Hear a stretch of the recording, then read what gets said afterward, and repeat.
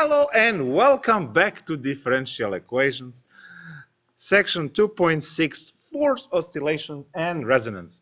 So what we do in this one is we just apply what we learned in the previous case. So there will be either variation of parameters or undetermined coefficients, because this time around we will have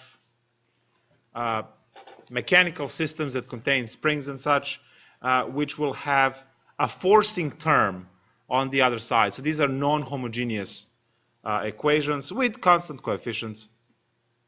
So part of this would be extremely easy to solve, and then we just unleash the other method that we need. So technically, we have from before the differential equation, second order constant coefficients. So this is the damped case, right? We have the C, which is a damping constant, and that was equal to 0. That was homogeneous case. So what are we doing now?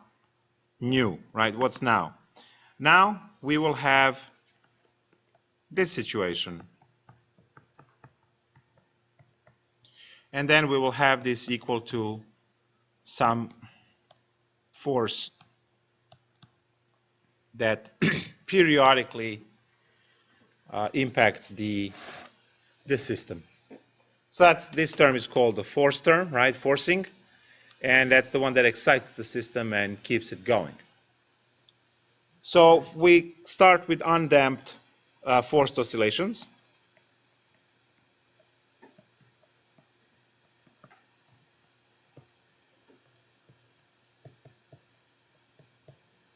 And that happens when C is equal to 0. So as soon as you take C equals to 0 out of the equation, right, you have mx double prime plus kx is equal to f cosine omega t. I don't know why I have not, just omega t. Don't need that.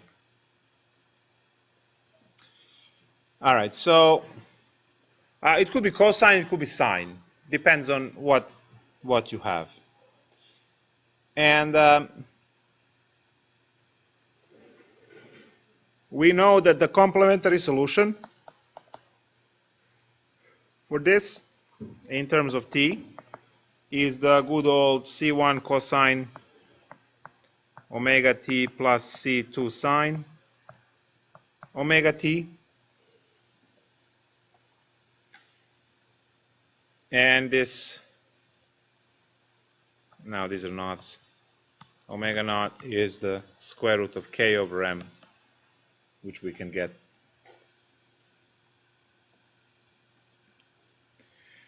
For the part of the forcing term, we will have to unleash the method from the previous section. So let's immediately look at the example and work it through. So say mass is 1, K is 9, force is 80, angular velocity is 5. Once you plug all of that in the equation that you see here,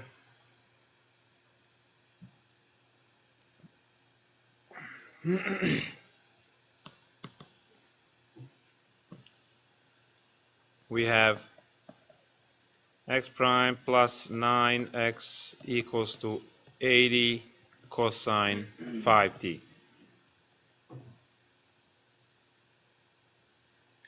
And now we need to solve this. So what do?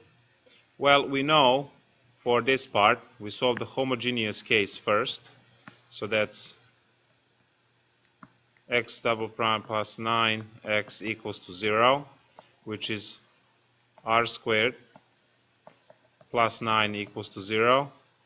And we get that r is equal to what? So square root of negative 3, which is plus minus 3i, right? Are we all good on this? Plus minus 3i? Yes, no? Out of 700 people in the classroom, only 2 said yes. Concerned now. So we have our complementary solution, which says C1 cosine 3t plus C2 sine 3t.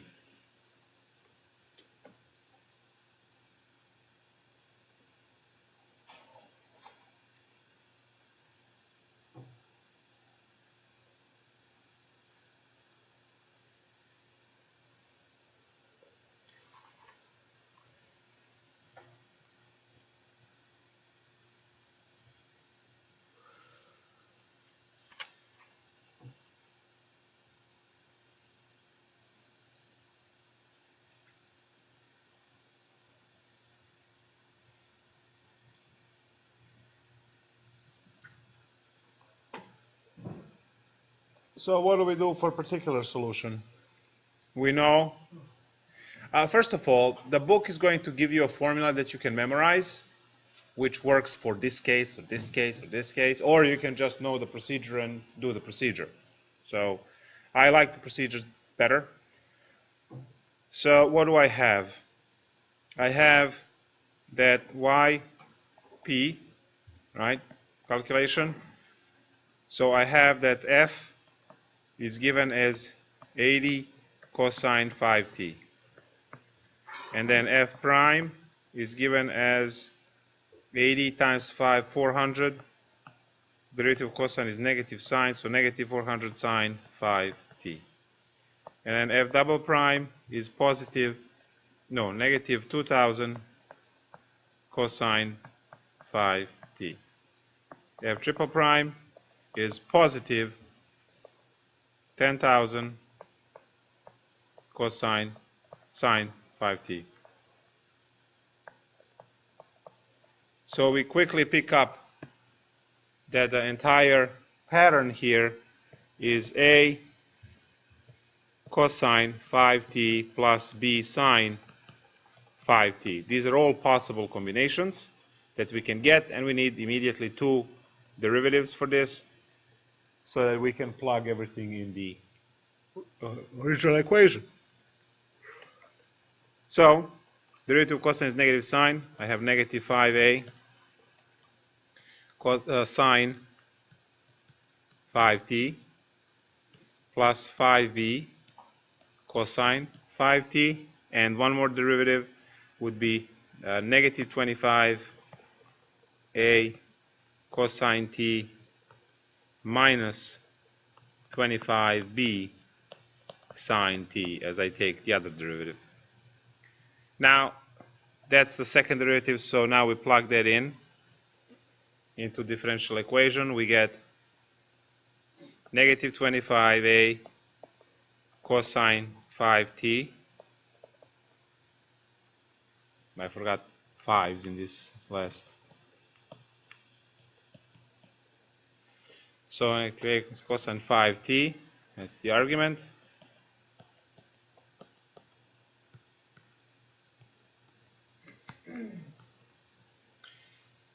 Minus 25b sine 5t, and then plus 9 times the first one, so that will be 9a cosine 5t plus 9b sine 5t.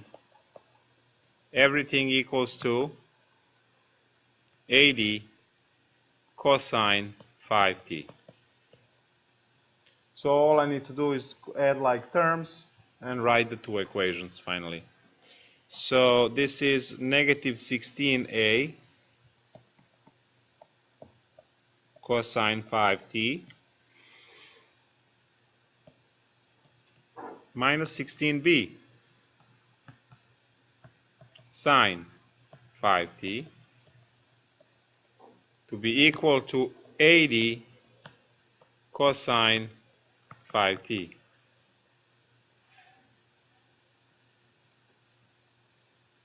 So now we compare coefficients.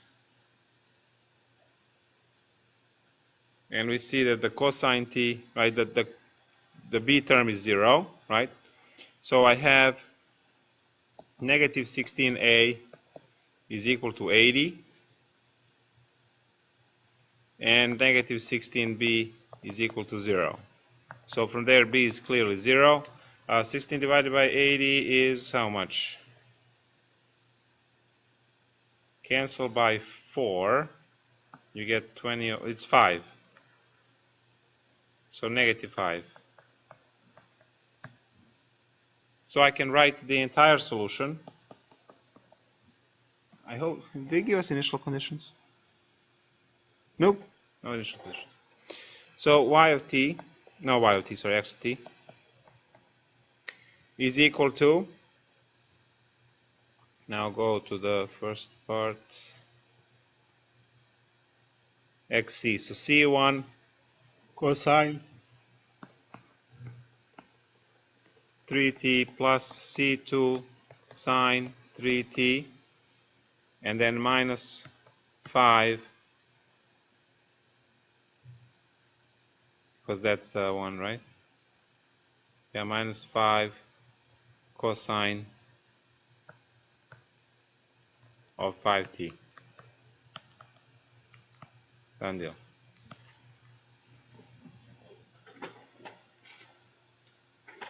So that's the equation.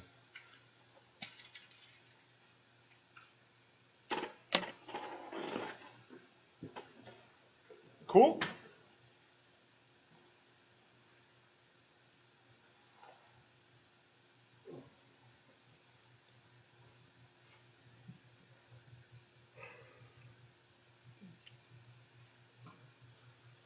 So we start with a differential equation. It's constant coefficients, second order. And then we have the forcing term, so it's non-homogeneous. We solve the homogeneous case separately first for the complementary solution, and then we work on the particular by variation of parameters.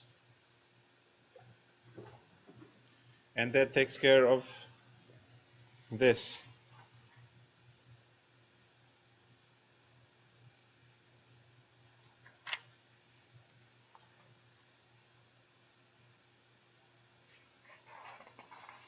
And then just figure out what kind of solutions you are going to get, right?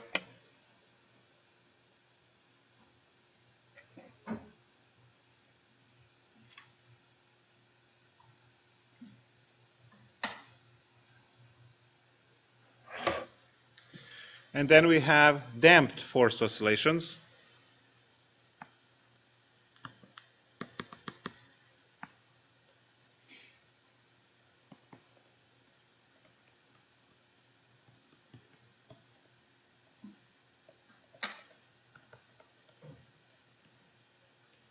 Which means that C is not 0 anymore. We have our good old equation.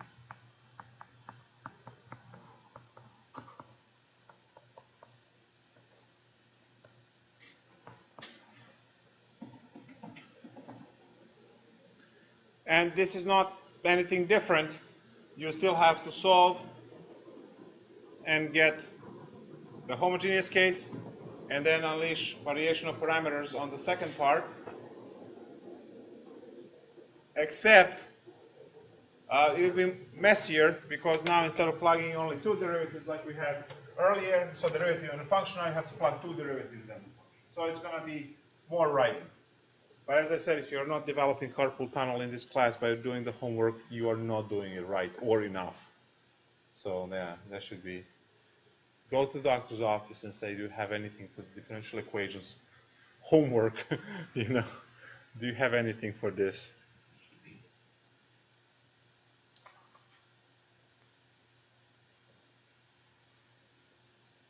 So I will give you, let me give you one to enjoy. X double prime plus 3x prime. So this is the damped case because C is 3.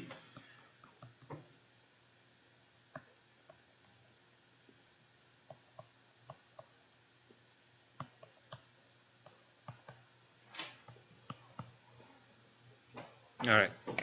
So no pressure. You have 17 seconds. 18. 18.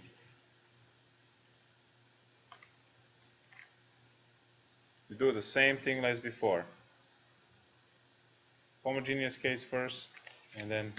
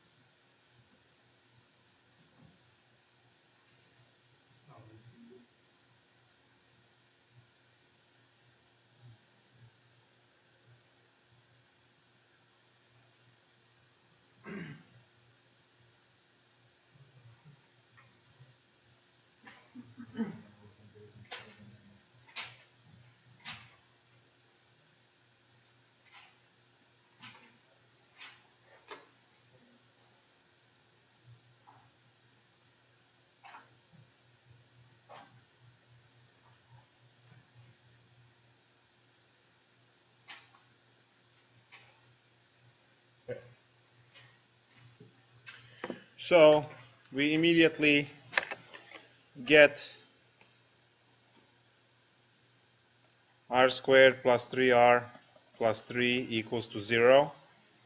We can go with negative 3 plus minus square root of 9 minus 4ac, which is that 12 divided by 2. So what do I get? Negative 3 plus minus, that's square root of negative 3 over 2, which is negative 3 halves. Negative 3 halves plus minus root 3 over 2i. Is this good? Anyone? Good enough? It's like, yeah, whatever, just keep moving. keep moving. We have 2 minutes left and then another hour and 5 minutes after that. So. Yes, I know. So our complementary solution is I keep putting y, it's x. Complementary solution is equal to, now guys, you have e. You see that? Because there's a real part now. Right? So we have that e part first. So it starts with e to the negative 3/2 t, and then we have c1 cosine root 3 over 2t plus c2 sine of root 3 over 2t as a complementary solution. Now, this is the part where the dampening is happening. Remember what it does. I had these pictures before, so this term, let me just, so this term is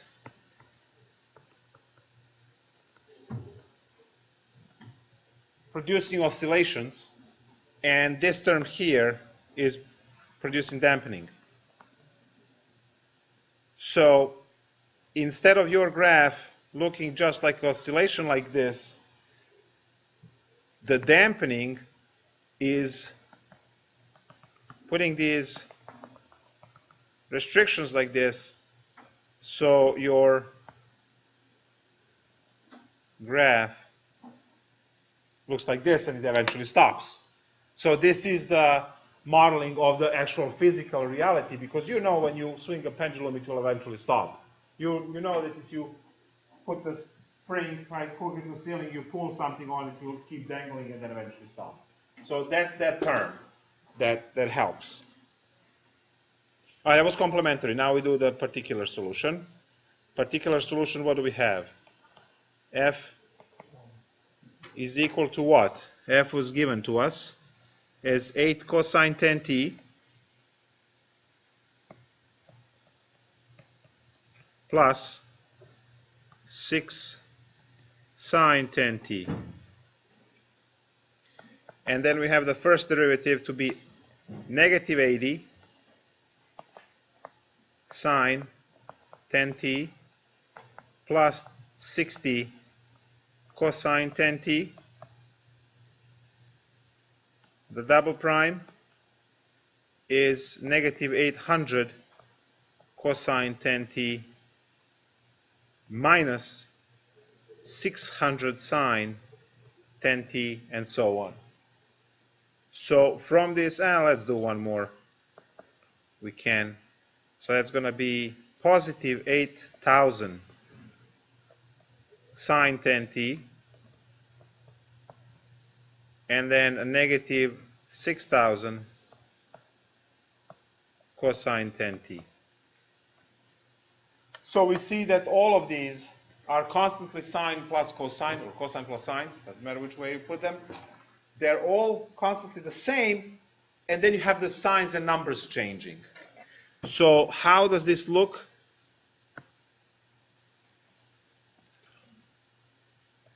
How does this look? I'm sorry? It will be the same as the last one. It will be a cosine 10t plus,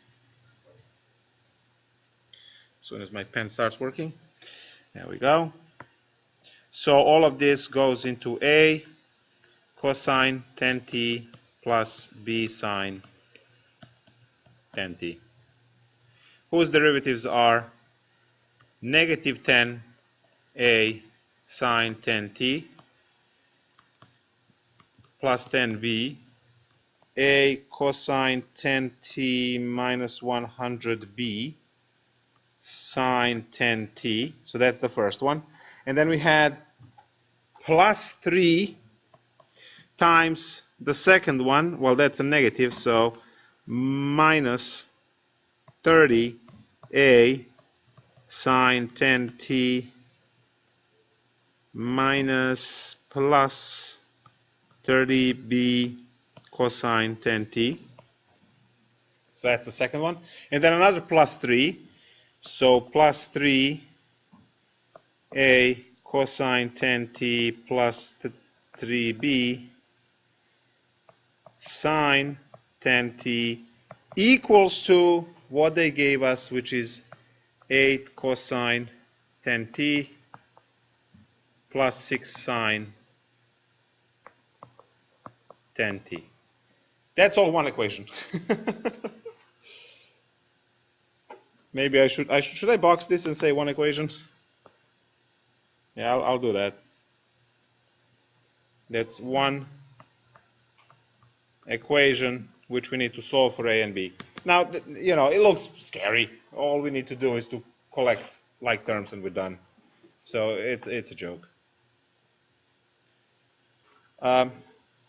We collect all cosine terms on a pile. So what do I have? For cosine terms, I have negative 100a.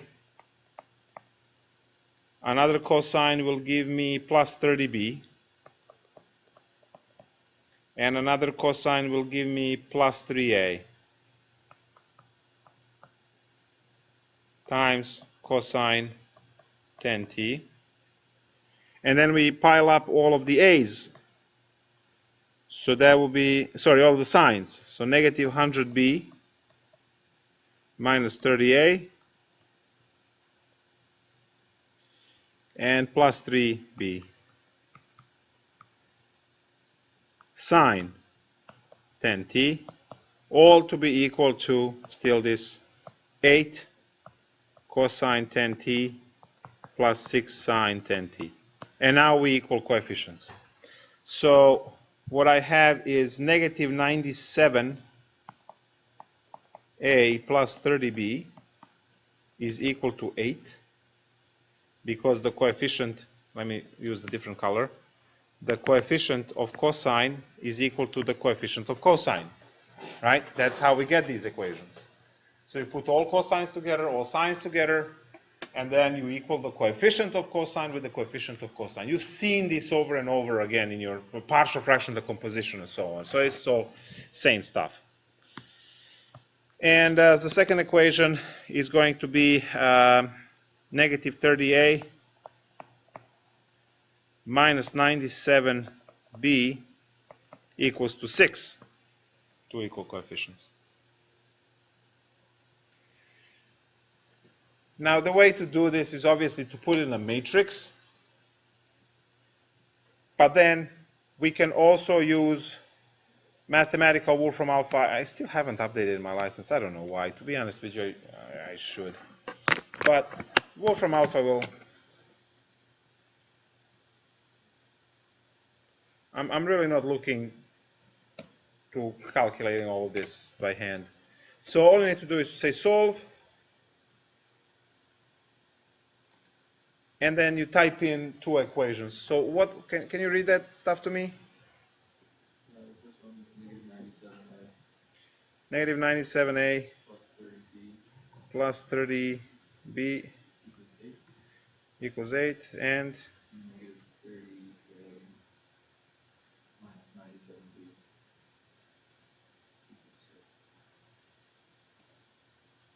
so I should recognize this as a system immediately and give me that a is equal a number and b is awesome. There you go.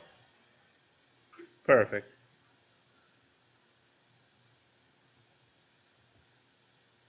As decimals and as exact form. So what do we have as exact form? Negative 956. So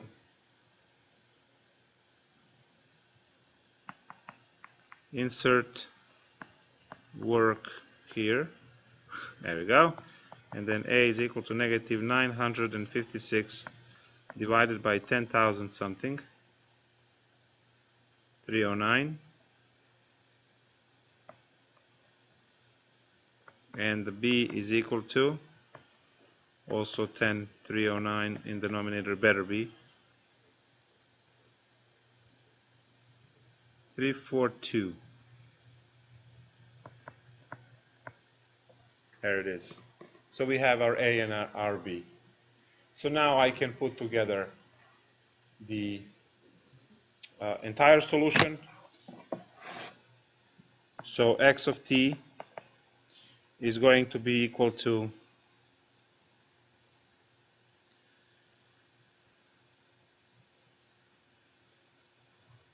e to the negative 3/2 or 2/3, something like that. C1 cosine, yeah, I gotta look. Negative 3/2 and then root 3 over 2.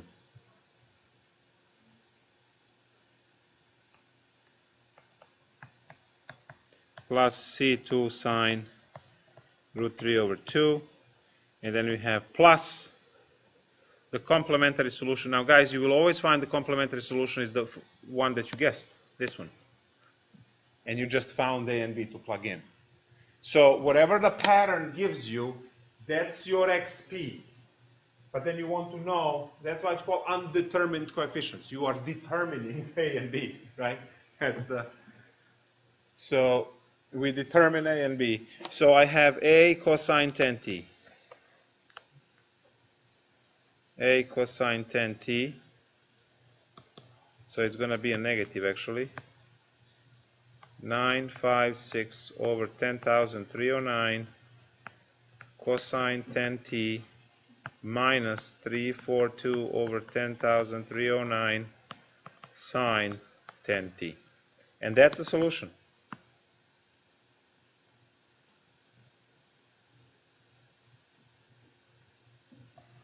Now, since we are in the applied section, I want to ask you, what is this? What did we just get? And how do we make sense of it? So, I will be honest with you that I really don't care if you can compute this because that is utterly useless. We actually have software that can compute this for us. You dream of being engineers, and this is engineering curriculum, and differential equations is the central thing in your education right now. Whatever other courses you take, you can derive from here.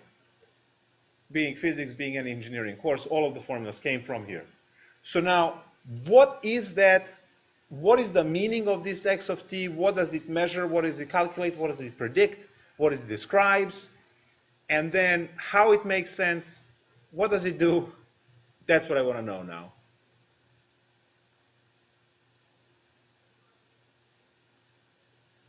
Can anyone chip in?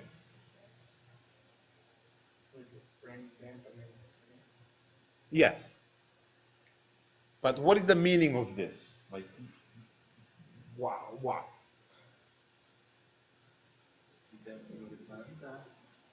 Yeah, but the harmonic motion. Harmonic motion, okay. And what you said, dampening over time, harmonic motion, all correct. What is the x of t? What is it measuring? Position. Yes. This is where the object is. Given 1 second, 17 seconds, 3 hours. So as the time elapses, the position in space where your thing is given by this equation. So when you plug in t equals 3 seconds, all of this collapses to a number block, and that's how far from where you measure the object is. Now, you would say, okay, so now let's think about all of the other aspects of this.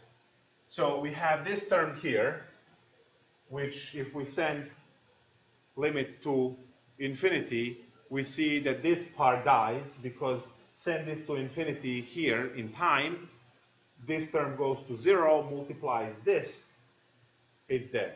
And you see that the only thing that is left here is going to be the forcing. You keep the forcing, the object keeps moving, you remove the forcing, the object doesn't move. That's the part. That's what you have to understand. You know when they say, oh, we finally go the equation, right? Now you can graph this and look at how it behaves and how far, and obviously graph shows how far in terms of, because your graph would be distance x in respect to time. So what is the actual line that you draw?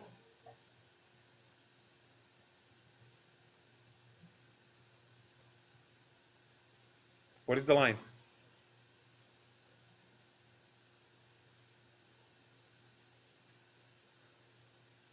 It's velocity, right? Distance divided by time. Yeah. What do you get when you take derivative of this mess? And one other one? You see that? This is what you do. This is what you have to understand.